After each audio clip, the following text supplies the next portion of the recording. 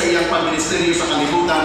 Before pa siya nag-perform of miracle, before pa siya nagsuroy-suroy sa mga villages para magwali, ang pinaka-number 1 na iyang iwali na itong basahon this morning, una, ang nag-praise ni Mao si John.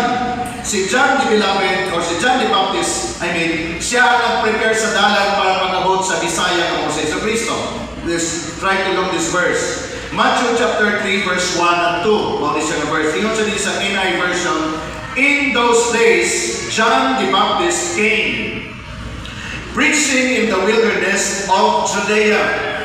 Verse number 2, mao niya preaching and saying, repent, for the kingdom of heaven has come near. So ang pinakauna nga action nga dapat masayran, nga dapat buhaton sa katao by hearing of the message is all about repentance.